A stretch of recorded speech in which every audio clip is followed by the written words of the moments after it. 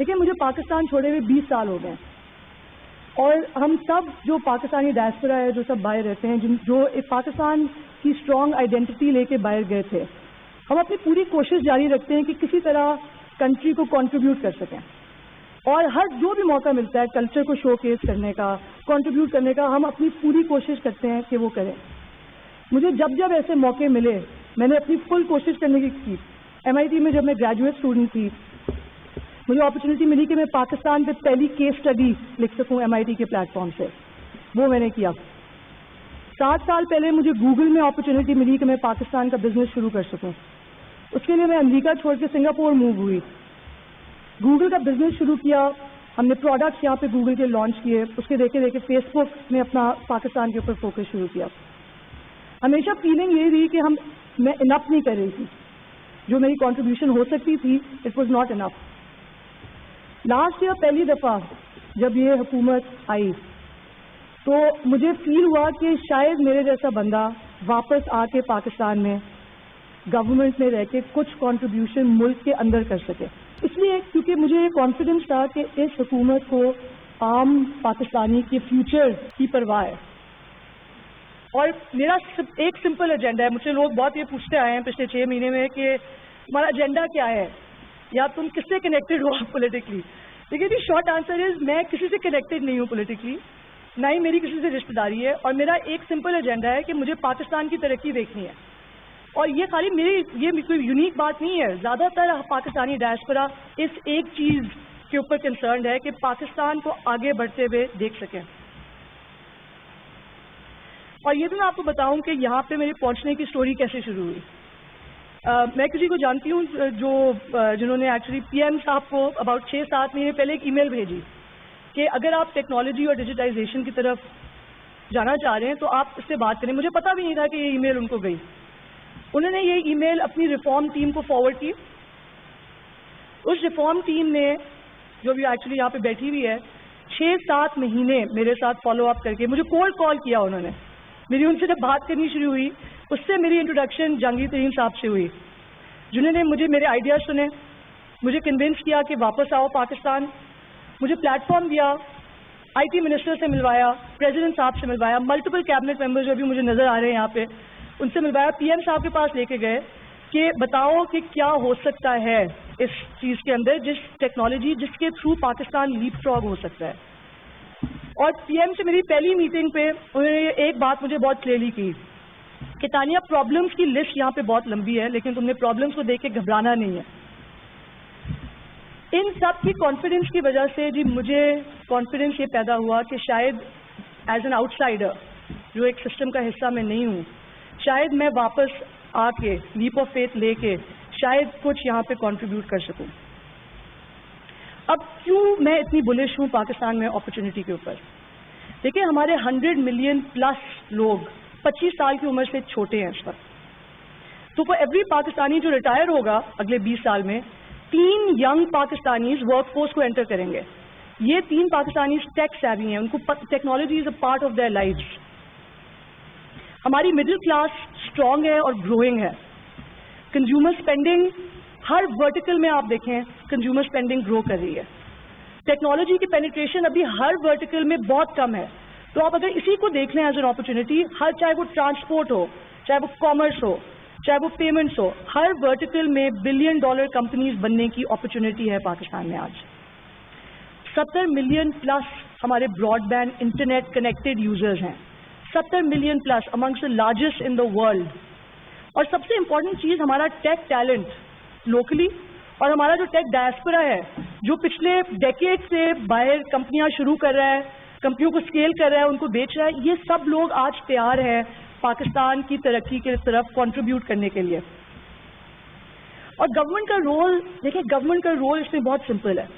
Government نے ایک enabling environment create کرنی ہے اور ایک بلڈنگ بلاکس جن کو کہتے ہیں ڈیجیٹل بلڈنگ بلاکس وہ بنانے ہیں اور پالیسیز ایسی بنانی ہے جس سے انوویشن کنسٹرین نہ ہو, ایکچولی انوویشن کو الاؤ کیا جائے کہ وہ اپنا میجک دکھا سکے. That's what the government needs to do. اور ان میں ہم نے 5 کلیئر ایریاز آئیڈینٹیفائی کیے ہیں جس میں سینٹرلی اپرووڈ اسٹریٹجیز کی ہمیں ضرورت ہے فرام دا ویری ٹاپ. پہلا area is access and connectivity. اگر آپ 3 slides جی. پہلا ایریا از ایکسیس اینڈ کونیکٹیوٹی. دیکھیں جی, ایکسیس جس کی جب ہم بات کرتے ہیں, ایکسیس ٹو دی انٹرنیٹ ہماری لائف ٹائم کا سب سے بڑا ڈیموکریٹائزنگ فورس ہے. اس سے زیادہ ڈیموکریٹائزنگ فورس آج تک کوئی ملی نہیں ہے ہمیں.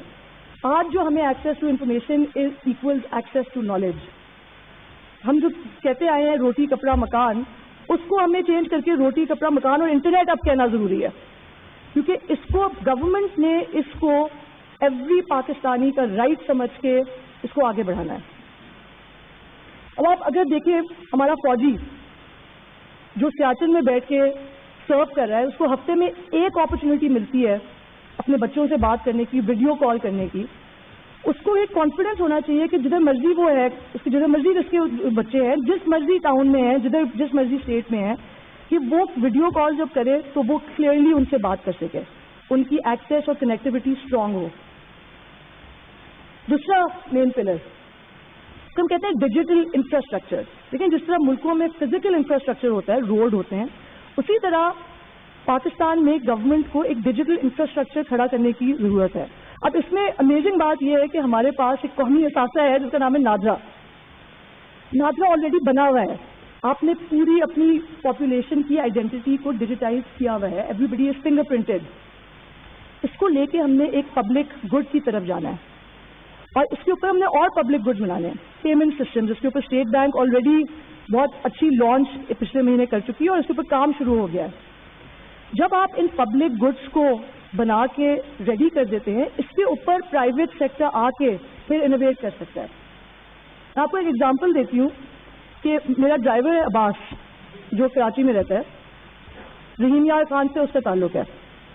جب اس نے پیسے بھیجنے ہوتے ہیں اپنے گھر, لیٹس سے اسے 2000 روپے بھیجنے ہیں, ان 2000 روپے بھیجنے کے لیے اس کو آج 150 روپے کی فیس دینی پڑتی ہے.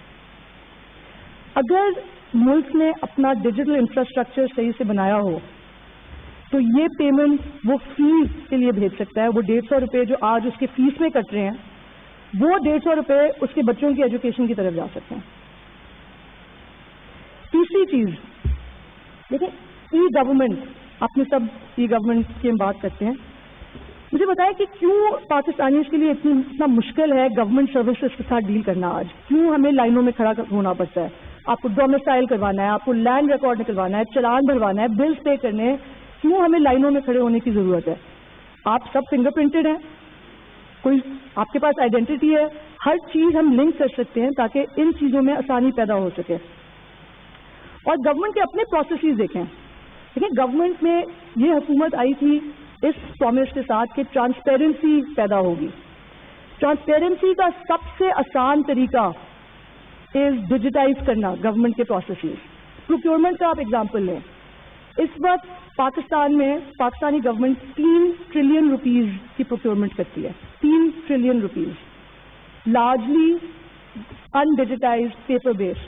آپ امیجن کر سکتے ہیں کہ ہر اسٹیپ کے اندر کہاں کہاں پیسے نکلتے ہیں, ضائع ہوتے ہیں.